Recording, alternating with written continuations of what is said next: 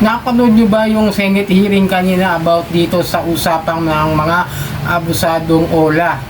So ang dami kong tanong, sana kung ako yung isa sa mga resource person na pwedeng magtanong at pwedeng magbigay ng mga info about dito sa mga ginagawang paglabag ng mga abusadong OLA. Talagang gisang-gisa ang SEC about do sa mga tanong, taka do sa mga tanong na dapat ko sanang iparating do sa Senado. Kung sakaling kasama man ako o maisama man ako, ito yung mga tanong na dapat natin itanong sa SEC.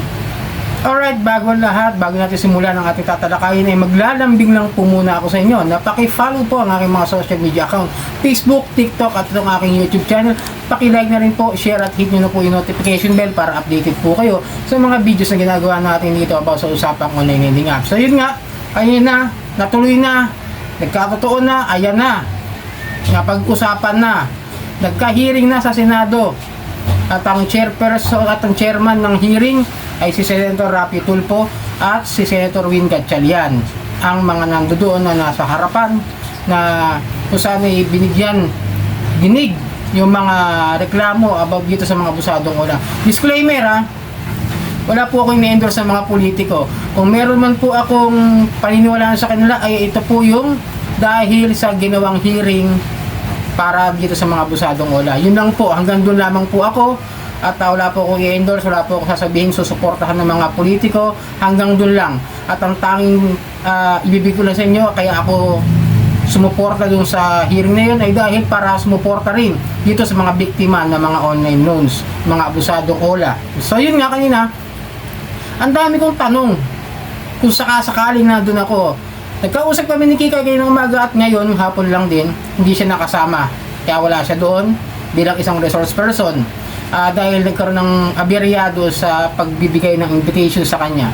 At ang dami namin napag-usapan about sa mga questions na itatanong namin at ibabato namin sa SEC sana, no? Kung paano nakakabalik at bakit nakakabalik. Isa sa mga tanong, yung mga nare-revoke na OLA, di ba? Doon pa lang medyo halos hindi lang yun, talagang sunod-sunod ang gagawin kong tanong. Kung nandun ako, baka bigyan ko ng line up si Ma'am Kikay ng mga questions na magiging pare-pare sa atin lahat na gusto nating marinig about sa Senate hearing. Pero yun nga, dahil questionable pa rin yung gano'n kung paano na binabalik yung lisensya ng mga nare-revoke na OLA, ay wala naging sagot dahil walang resource person na galing sa mga OLA victims mismo. Pero medyo naging malinaw para sa akin na yung pagkakabanggit ni Senator Win Gatchalian about do sa interest rate, na ceiling of interest rate, na walang kahit anong lending o financing company ang gumagawa ng pagbabayad ng 50% interest at 50% processing fee. Tandaan nyo na, pero disclaimer din, binanggit din naman doon sa hearing na yun na ang utang ay utang at dapat bayaran. Okay?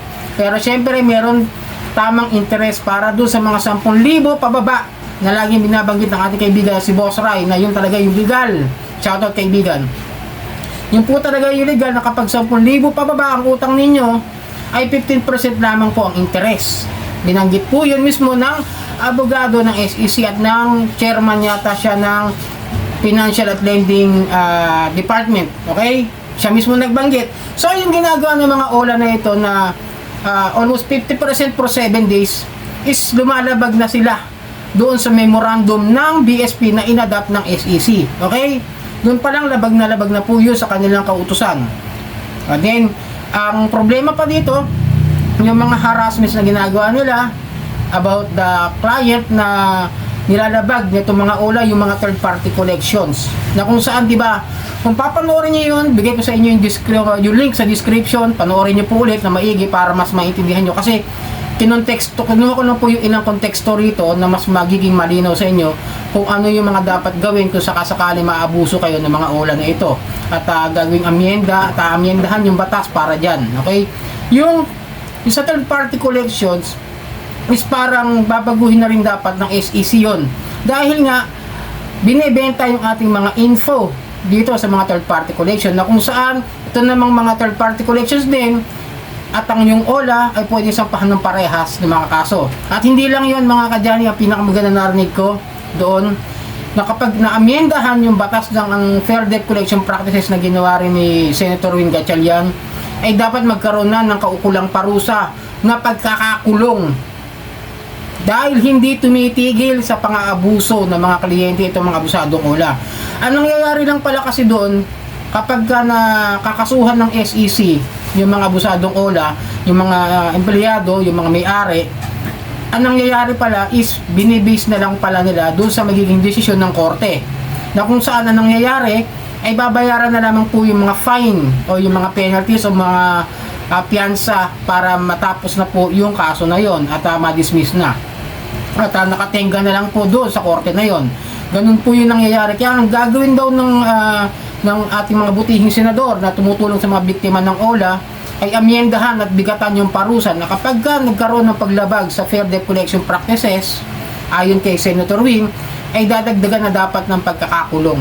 Hindi na basta yung magbabayad lang ng piyansa, magbabayad lang ng penalties, layan na, tapos mag-ooperate na naman. Dapat nga katutusin, tanggalin na yung mga abusado eh. Nagkaroon pa nga ng issue yung isang inuutangan natin na legit na OLA, no? Yung Salmon. Nabanggit doon, kung papanoorin nyo ha, ibibigay ko na lang ulit yung link doon sa description. Doon na lang po ninyo panoorin ng buo. Nagkaroon pa nga ng issue dahil nagpalit ng pangalan, tapos nagpalit na naman ng pangalan. Kumbaga parang, dati siyang si ganito, example si Boss Ray Lending Company, gamitin ko yung pangalan mo, Boss Ray ha. Tapos lumipat siya sa pangalan na Janitor Lending Company, di ba? Ganon. Tapos meron na naman silang bagong pangalan sa OLA na isinubmit doon sa registration ng online lending platform na naka-record sa SEC, isalmo na siya. Okay? Kumbaga parang nagpapalit-palit na. Tapos ngayon nga, nagkaroon ng issue dahil hindi nga makita yung lending o financing company nung kung saan nanggaling yung Salmon na lending na OLA. Okay?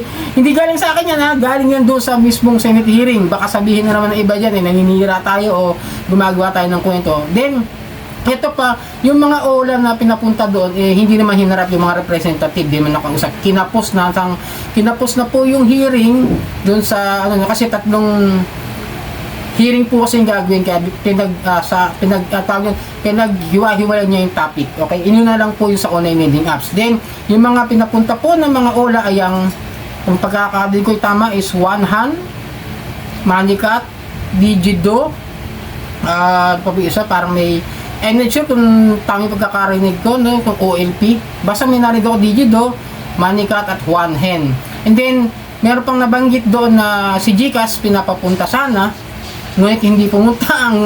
Ang naging desisyon ni Senator Rapi Tulfo ay issuehan daw ng subpoena. Galing sa bunganga niya, galing sa bibig ni Senator Rapi Tulfo, hindi galing sa akin. Bigyan daw ng subpoena dahil hindi umattend doon sa hearing na which I guess is hindi ko alam kung bakit ganun yung naging desisyon niya.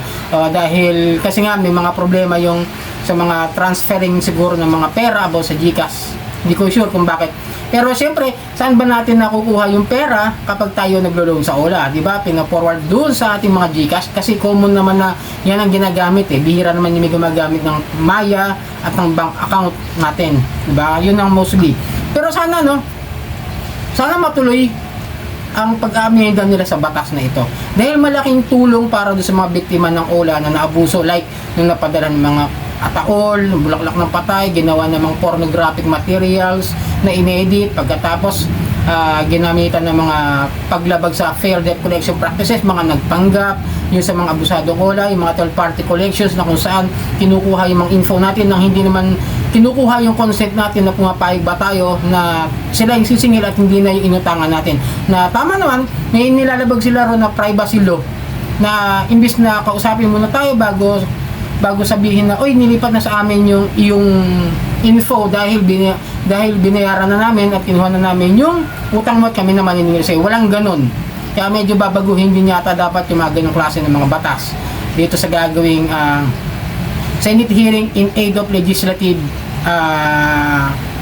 hearing yata. Parang Senate in aid of legislative hearing. Parang ganun yata yung pagkakaintindi ko, okay? So sana makatulong ang video ito. Sana magtuloy-tuloy ang ginagawa ni Madam Kikay. At then, may susunod na raid. Paalala ko lang, no? Nagkausap kami ni Ma'am Kikay pero hindi ko sasabihin kung ano dahil confidential, okay? May susunod na raid na mangyayari. Asahan nyo lang sa mga susunod na mga linggo. May mangyayari namang raid sa isang OLA. At kung ano man yun, panoorin na lang natin sa mga balita. So sana nakatulong ang video ito. Muli, maglalambing po kasi na paki-follow po ang aking mga social media account, Facebook, TikTok at itong aking YouTube channel. Maraming pong salamat at hanggang sa muli.